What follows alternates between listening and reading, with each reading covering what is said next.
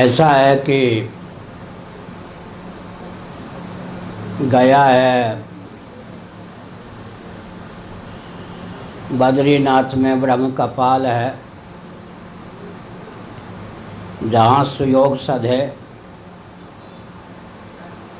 अपने पितरों के निमित्त विधिवत श्राद्ध कीजिए और कम से कम 15 मिनटों तक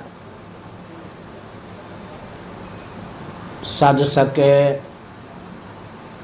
आपकी वाणी आपके वश में हो तो शिव शिव का जप कीजिए। कदाचित उसमें भी समर्थता नहीं है तो आपके हितैषी भाई बंधु माता पिता जो भी हों वो आपको विघ्न से मुक्त करने की भावना से कम 15 मिनटों तक नित्य शिव शिव का जप करें। और आप समर्थ हों तो कम से कम 7 बार हनुमान चालीसा का रोज़ पाठ करें।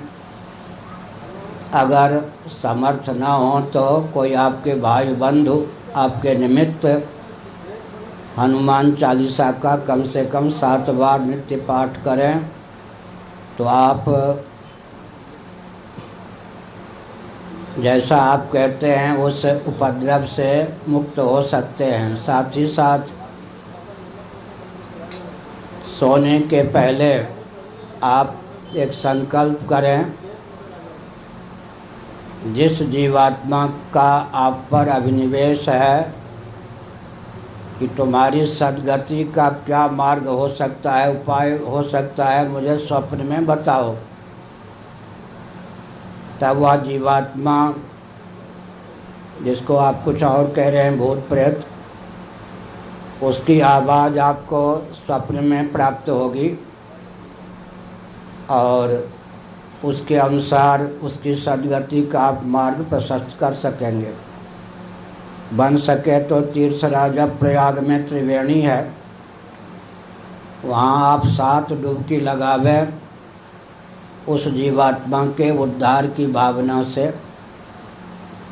उस जीवात्मा को ताड़ना देने की भावना से किसी मांत्रिक तांत्रिक का संपर्क न करें तो वो जीवात्मा और कुपित हो जाएगी। उसके उद्धार का प्रयास करें। उसे प्रताड़ित करने का प्रयास करेंगे तो ओझा आदि दुर्बल होंगे तो वो जो जीव है उसको और यातना प्राप्त क्या होगी, वो आपको यातना देगी।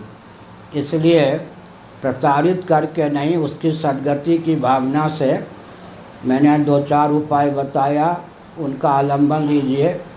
भगवान से प्रार्थना है कि आप अपने इस कष्ट से मुक्त हों और जिसके वशीभूत हैं उसका भी कल्याण हो।